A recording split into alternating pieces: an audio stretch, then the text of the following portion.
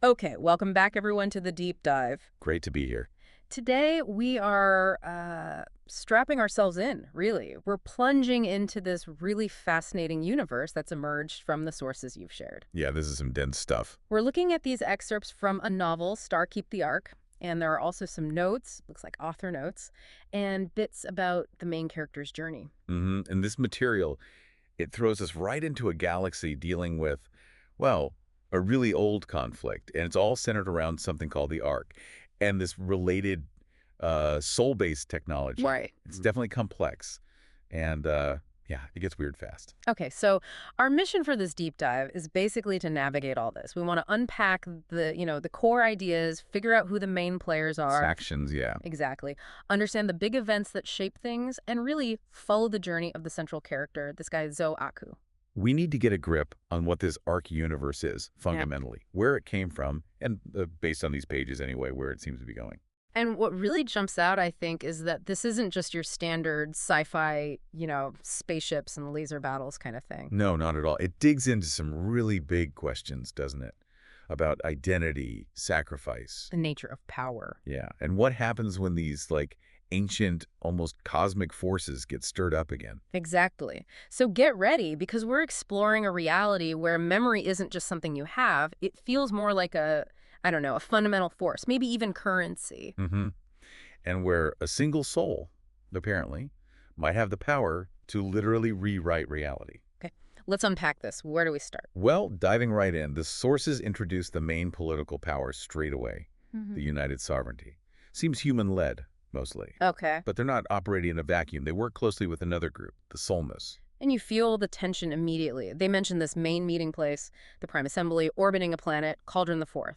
And the description, it's like this super formal, almost sacred space, The Security Council meets there. The text says ceremonial nexus. You just get this feeling of weight, high stakes. Definitely.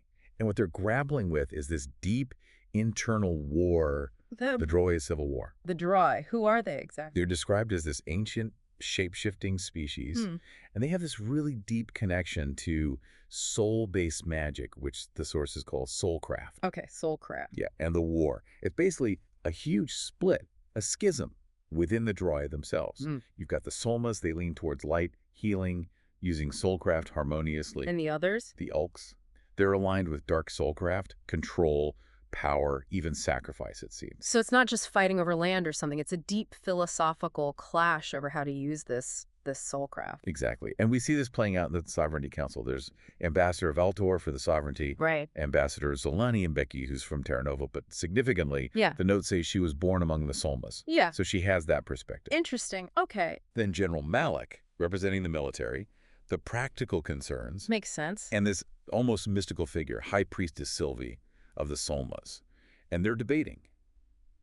Should the Sovereignty get involved in this dry internal war? But it sounds like the Ulks aren't exactly keeping it internal. Not at all. That's the problem. They're testing these terrifying weapons, transphase bombs, near places like Tal Ceti. People live there. Wow. And the sources mention finding altered arc shards bleeding resonance. That sounds bad. Like they're corrupting the network itself. Bleeding resonance. Yeah. Yeah, that doesn't sound good. And Olk ships are being spotted near Deneb-Terra. So the conflict is spreading, getting closer. Okay, so this war is spilling out, potentially infecting, like, the fabric of their reality. Seems like it. Which brings us to the really core concepts we need to understand. The arc itself seems like the central, maybe even sentient energy network. The Ark. Okay. And the arc stream, they use it for teleportation, maybe communications, like the internet of this universe, but powered by souls somehow. A soul-powered internet.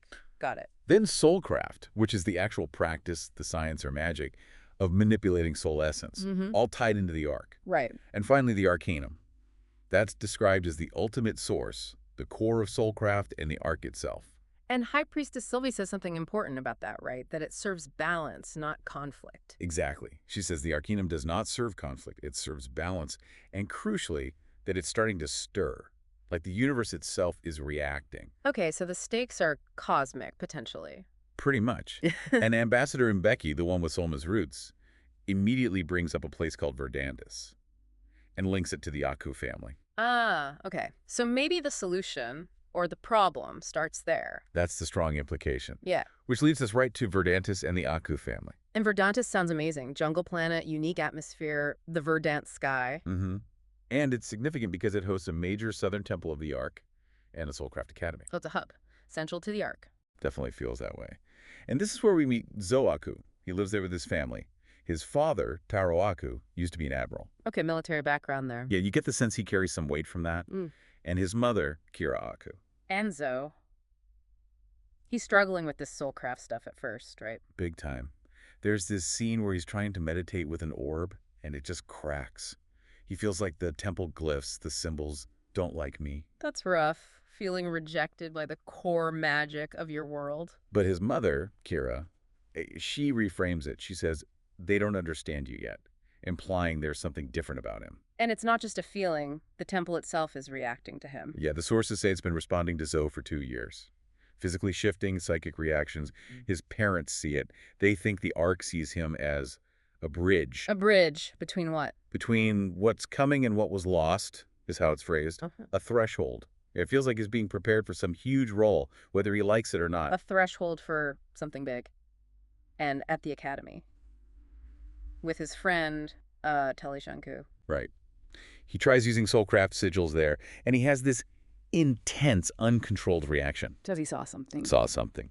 Doesn't elaborate much, but his instructor, Master Alien, sees it and says, it's not a blessing, it's a calling. A calling. Okay, this is getting serious. And the temple walls literally shift around him, forming symbols. One specific symbol, a spiral of stars with darkness at the center, even follows him.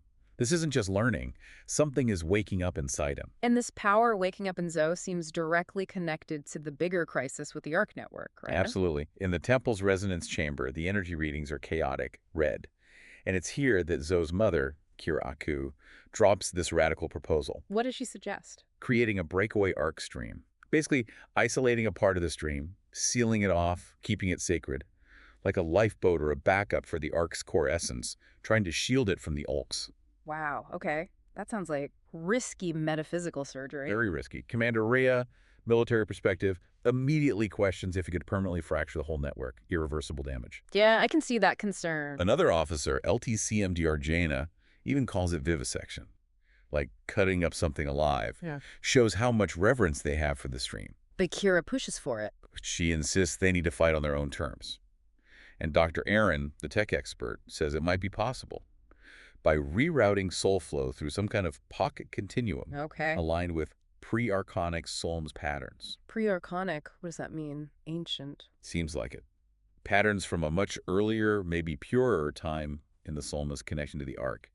Adds another layer of ancient mystery to the tech challenge. And then the big leader shows up. Yeah, High Priestess Akira Yamamoto, the top Solma's figure. She doesn't argue the tech, but the intention. She urges them. Do this out of love, not fear, or you might corrupt the Ark's very root. So the spiritual side is crucial. Absolutely. And right then, during this super intense meeting, alarms go off. Unauthorized access detected. A shadow frequency touches the network and everyone feels it. A presence. That cosmic intrusion we talked about, it's making itself known. And it's not just in the network. There's that creepy visitor. Right. This chilling story about Taro Aku, Zoe's dad, on Verdantis.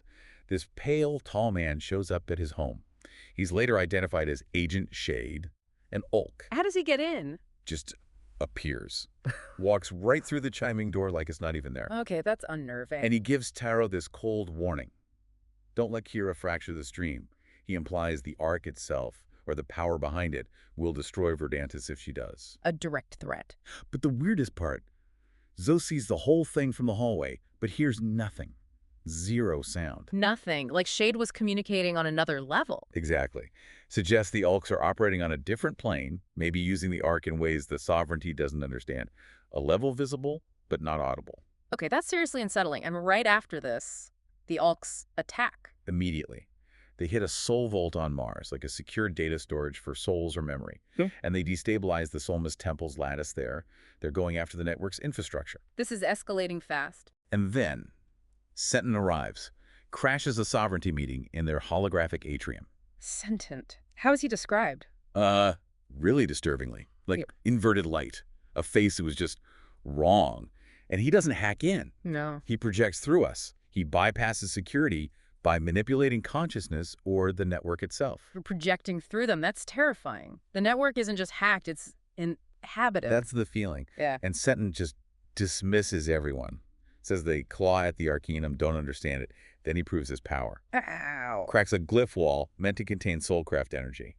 And then gets inside Ambassador Valtor's mind, fracturing his soul shard. Yeah. Leaves Valtor just broken. Fractures his soul shard. Okay, this Sentin is not just some Ulk commander. No. He feels like something else. High Inquisitor Margoth's spectral form appears with him, linking him to the Ulk command structure, but Sentin. He seems almost cosmic. What does he want? Total withdrawal. Leave Verdantis, decommission the temples, hand over the fulcrum. He says he doesn't want armies, he wants architects. Architects. Like, he wants to rebuild reality using the Ark. That's the implication. Control the fundamental design. And his philosophy is chilling. Entropy is balance, he says, and claims he feeds off the Ark, and the Ark does it willingly. Willingly. So the Ark isn't necessarily good or bad, just powerful, and maybe leaning towards decay. That's the horrifying possibility Sentin presents, which throws the focus right back onto Verdantis, Zoe, and this fulcrum artifact. Right, the thing under the temple. Ancient, powerful. And uniquely responsive to Zoe. The military sees it as a mind control engine. Dr. Aaron calls it resonant persuasion. Either way, sounds dangerous, and the plan is to use Zoe with it. Yeah, imprint Zoe's soul shards onto it to stabilize that breakaway stream Kira wanted. But the risks? Huge. General Malik and Dr. Aaron spell it out. The stream could just collapse. Or Zoe could become this open channel for all the lost, chaotic memory in the Ark, lost timelines, deleted stuff, just pure chaos flowing through him. So potential catastrophic failure or Zoe becoming something uncontrollable. Pretty much. But they go ahead with a trial for Zoe. In this crystal chamber with Master Kayla, he steps into soul space. Soul space, like pure consciousness. Seems like it, a realm of memory and feeling. And he faces these questions, not spoken, but felt. Rage, lose, fear. It's testing his core. Yeah. And his soul literally splits. He sees different versions of himself, potentials. One is like this cosmic god figure. Does he choose that? No. He whispers, let go of the world. Rejects that detached ultimate power. That huge choice. And he comes out changed. His skin has this faint shimmer of runes. They call him a soul driver now. Someone who can directly interface with the Ark. Just soul driver. And the temple reacts. Big time. Glyphs mirror his heartbeat. It projects this ancient map of resonance, centered on Verdantis, and then shows Zoe's silhouette. So the Ark system itself is recognizing him. The source says, something old had been stirred, and it knew his name. It feels less like he gained power and more like the system recognized something already in him. Wow. And then they find something else down there. Yeah, the threshold device. In this forgotten lower chamber, pulsing. Half in this reality, half elsewhere. Sounds ominous. Extremely. The last person who used it died broadcasting just one word. Unmake. Unmake. Okay, that's terrifying. Don't touch that. Well, Zoe uses it, guided by High Priestess Akira Yamamoto. Of course he does. What happens? It's intense. World tilts. He feels like he's flying through ancient Ark corridors, sees fragments of other lives. Hears his mother's voice saying, the stream is not a road, it is a reflection. A reflection. He touches a node in this threshold space. His soul fractures, then rebuilds. Painfully. He comes back saying, he saw me, like another version, or his core self. He says he was watching myself. And now he says, he's ready. Ready for what? This threshold experience seems to have forged him into something new. Ready to confront his identity, it seems. He goes straight to the Temple of Mirrors, which isn't about seeing who you are now. Yeah. The source says it shows you who you've been, your past lives, your soul's history. How does that work? He puts his fingers into this liquid soul shard material. The world dissolves. He's pulled into the stream's deep memory. And sees. Everything. Echoes. A battlefield. A soulmist priest lifting him as a child. A dry temple burning. And he sees himself there with Ulk eyes. Ulk eyes. So he's been both sides. It looks that way. And he sees his soul, formless, in the Arcanum core itself. He has roots in all of it. The light, the dark, the ancient history. This changes everything about who he is. Absolutely. And then this voice speaks, described as embedded in him. Inside him. Yeah, and it tells him what he is, a shard walker, a culmination, the bridge between recursion and revelation. Whoa. Explicitly calls him a seed the Ark planted, says his soul can rewrite resonance itself. Rewrite resonance, like rewrite the fundamental laws of the Ark. Sounds like it. And the voice says, why him? Both Solmus and Ulks need him for the Arcanum. And the stakes. If he dies, the gods return to finish what they began. The gods. Okay, so this goes back even further than the Tri-War. Ancient gods. That's the implication. Zo isn't just important.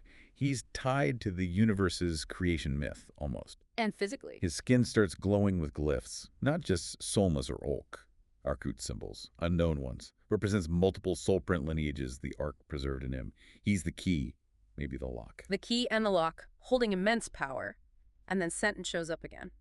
Right in the middle of this revelation. Pulls Zo into a vision quest. Drawn by Zo's fear, maybe the power itself. What does Senten look like here? Human-shaped, familiar, disturbingly. And he tells Zo what he is, what remains when belief outlives its object, what the Ark itself buried. Belief outliving its object. Like a scar, a cosmic ghost of a dead idea. Something like that. Less a person, more a residue of forgotten failures or conflicts within the Ark's history. That's existentially terrifying. And Senten twists the knife. Shows Zo these painful echoes. Solma's priest dying, Olk child in a cage, Dryas soul fracturing, even a younger Zo screaming. Says these memories will drown him. Says Senten's is already part of you. Trying to break him psychologically. Linking himself to Zo's and the Ark's. Trauma. Exactly. And then the final blow. Two visions of the future. One where Zo destroys temples with his power. Another where he saves billions. Destroyer or savior. And the Ark itself whispers the choice. Choose. I know that one must die. One path requires the death of the other potential. Impossible burden. My God, how does he even process that? He tries to find calm, goes to the hull of stillness, but he can't meditate. His breath is layered with echoes, the visions, the voices, sentence. He tells Tali about the vision. Yeah, admits both the destroyer and the healer felt like him. He could see himself doing both. And Tali just says, be human. Simple advice, but maybe the most important thing he could hear right then. An anchor. Does it work? Does he make a choice? He does. Alone, later. He realizes if he's the bridge, he gets to choose when he connects. He seeks silence, reaches for that core stillness, and the Ark seems to let him think for himself for the first time. Recognizes his will, perhaps. He asserts his own agency over the cosmic programming. And with that choice made, things get urgent. That breakaway stream they were building. It's stable but fragile. Olk sabotage is causing minor temples to flicker. So he needs to act, go to the Arcanum. Exactly. To the heart of it. He picks his team. Tali, his human anchor. Captain Kale, who's an expert navigator through weird space anomalies. And Dr. Erin, who can interface with the tech, the Fulcrum. How do they get there? Is there a known way? They find the real entrance, not the obvious one, a hidden subchannel buried in the memory of a forgotten Ark node. Hidden. Why? Zo senses it's right because it's not supposed to be seen, suggests the important paths in this universe require intuition, looking beyond the surface. Okay, so they're heading into the deep structure of the Ark. Where does this path take them? To the bowel system, and it's wrecked. Fractured void, gravity's messed up, a scar left by the conflict. And the Olks are there. Oh, yeah. And they're doing something awful, summoning something under the third moon, using this organic adaptive tech. The moon itself is cracking open. It's described as an invocation. An invocation, like a dark ritual, not just a military base. Exactly. Setting the stage for the Battle of All, huge fight. Sovereignty 7th Fleet, Captain Nakamura versus Olk fleets under General Zoden. Ground battle, too. Yep. Commander Rhea, General Malik leading an assault on the Nexus Temple down there. There's some kind of Olk doomsday devices pulsing. And High Inquisitor Marga. She's there doing her dark soulcraft thing, twisting probabilities with chance, trying to invert the temple into a soul sink. A soul sink. What would that do? Collapse the entire Ark stream. Her words, it ends us. She's trying to sever the universe's connection to itself. This is it, the end game. And then Zo arrives. The source just says, the fulcrum breathes. The whole Ark lattice shivers when he shows up.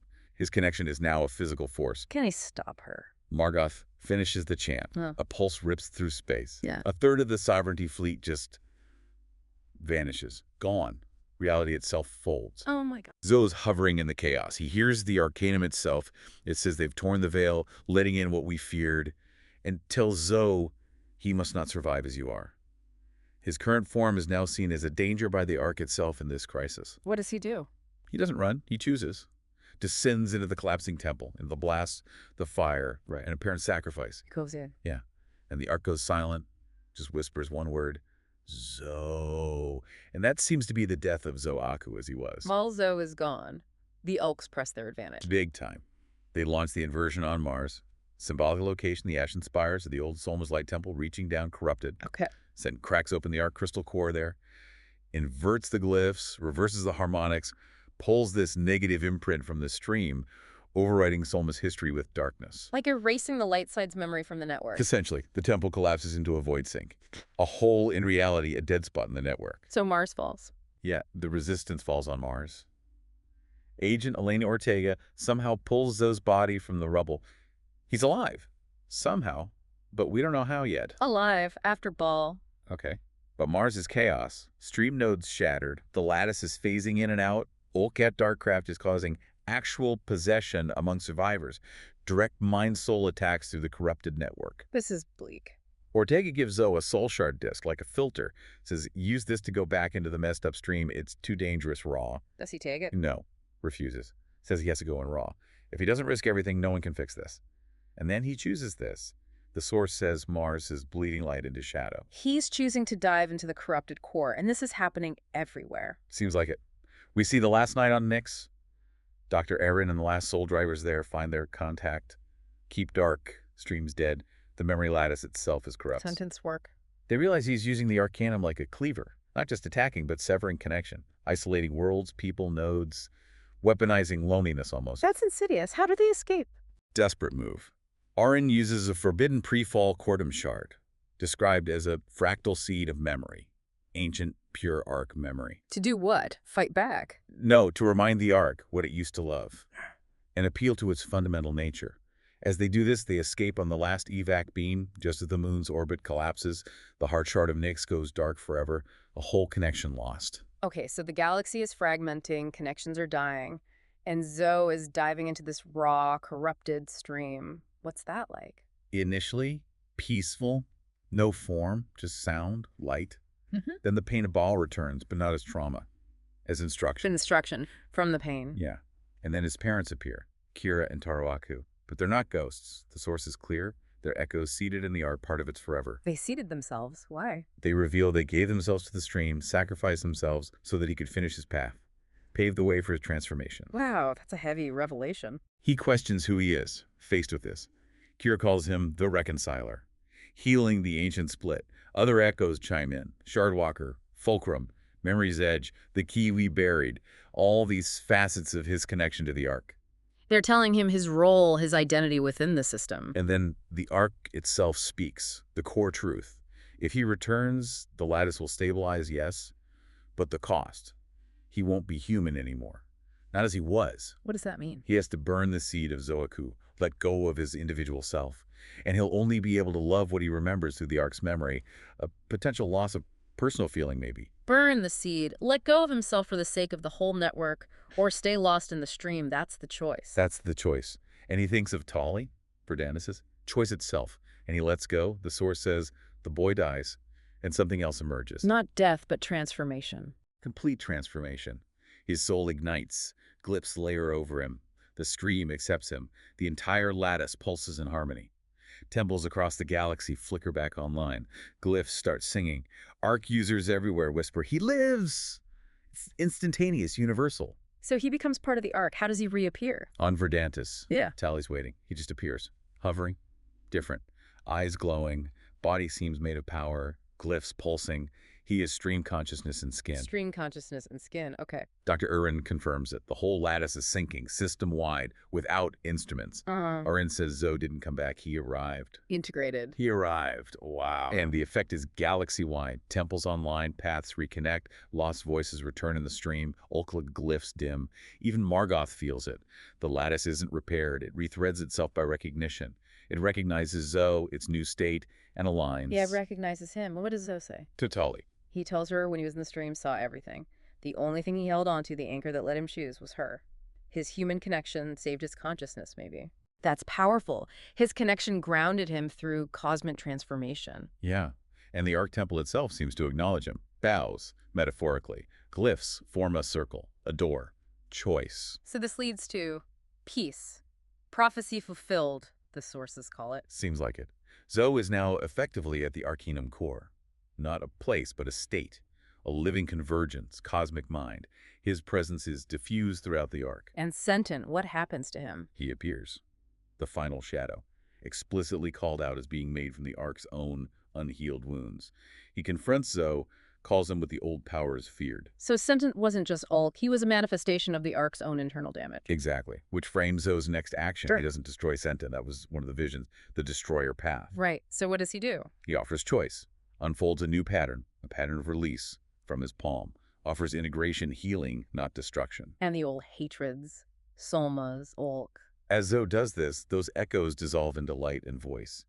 Zoe says grief isn't prophecy, it's reminder, reframing the past as a lesson, not a predetermined fate. That's a profound shift. What about Sentient? He dissolves, but in completion, not defeat. His last words are, "I was so afraid." Wow. And Zoe replies, "So was I." Then, silence, peace at the core. Okay, so the core conflict is resolved through understanding and release, not just victory. What happens next? The last council. Yeah, at the Veritas Halo, a meeting to establish the new order.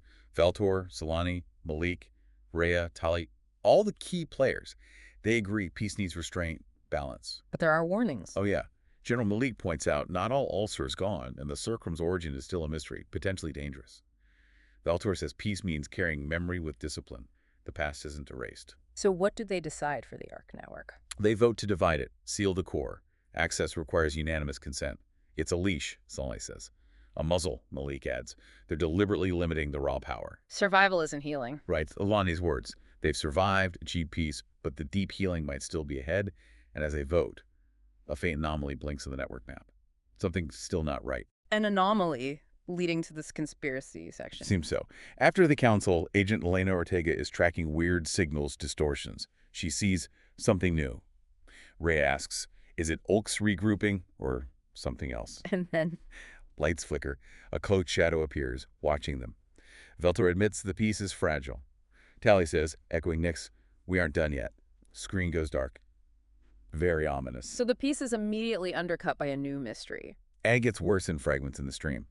Ortega, at Listening Post 9, picks up these ancient soul prints, off-tempo, don't fit known patterns. Here's a voice without a voice, whispering about Zoe being the key, about the Ark whispering in bone. Voice without a voice, okay. Computer analysis, unidentified, outside resonance range. These signals activate dormant parts of the stream, showing symbols that predate everything, the war, the dry. Predate the dry. What could that be? Something coming back, Ortega thinks, climbing upstream against the Ark's current flow. Then the lights die at her post. Screen shows a face. What kind of Unfamiliar. Eyes that wept starlight, teeth spiraled, pure cosmic horror vibes. Oh, lovely. And a voice, closer now, says, "You sealed old gods in flame. Open door with love," directly linking Zoe's act of reconciliation to this new emergence. So opening the door to peace also opened something else. That's the terrifying message. The voice says Zoe was the bridge, and we are what waited on the other side. Transmission cuts, the Arcanum itself shudders, cracks appear. We are what waited. Okay. And the final line from the source notes here. The peace was real, but peace was never the end. Chilling. Absolutely chilling. But despite that, the sources do talk about a golden age dawns. Yeah. How does that square? It's strange, right? But yeah, it describes Verdontis' forests pulsing peacefully, Mars having memory gardens, maybe healing that void sink. Talai is training new initiates called weavers. Weavers, not warriors. Exactly. Focuses on understanding, harmony, and not fighting. The arc itself is singing, like a living language. And Zoe, where is he in this golden age? His voice is everywhere. Close, listening, answering. He's present, guiding. Tholmas and Ulks are studying together. Lost connections are returning. Everyone's listening to the Ark's heartbeat, which resonates with Zoe's rhythm. He's not a god, not a weapon. He's the keeper. The keeper. So his state is described as Zoe Arcanum. Yeah. Diffused presence, cosmic mind, reflects what is, what could be. Living archive, guide, guarding with understanding. His authority is consensual. Consensual authority. That's interesting. And there's that symbolic moment. Commander Rhea gives him her military rank insignia, acknowledging his leadership is different now, beyond hierarchy. It's based on his connection. So it is a golden age, born from immense sacrifice and transformation, but with this terrifying shadow looming from before time. That seems to be the picture, a complex, fragile piece. Okay, so let's recap this incredible journey. We went from Zoaku, struggling on Verdantis, through a galactic war, this dry schism. The mysteries of the Ark, the stream, the fulcrum, the arcanum. Sentence, terrifying arrival, the inversion, the Battle of Baal. Zo's apparent death, his journey in the stream, confronting his identity as the Shardwalker. And his rebirth, not as Zoaku, but as this integrated arc consciousness, the Keeper. Yeah, bringing a kind of peace by choosing release over destruction, becoming the bridge he was meant to be. And we saw how deeply soul, memory, consciousness, technology, it's all interwoven here. Power isn't just force, it's tied to memory, choice, recognition, even consent. That consensual authority of the Keeper is key. So, thinking about this for you, the listener, consider Zo's transformation. He had to burn the seed of Zoaku, die to his old self to become this keeper. What does that really say about identity? Can you hold on to who you are when destiny or the universe fundamentally changes you? Mhm. And what about power? The old ways were conflict control versus harmony. Sent wanted architects control through entropy. Zo, as Keeper, rules through consensus, understanding. What does that suggest about real, sustainable power, maybe even in our own world? Is it about control or connection? But then there's that ending, that chilling note under the Golden Age. Peace is real, yes, but it was never the end. We saw those ancient fragments, heard that voice. Something waited on the other side of the threshold, Zoharost. The gods sealed in flame, the door opened with love. Exactly. So the final question we leave you with, what challenges are really ahead for Zo, the Keeper, and this rethreaded galaxy? If peace isn't the end, what comes next? What do those ancient forces, those gods, what do they want now that the door is open?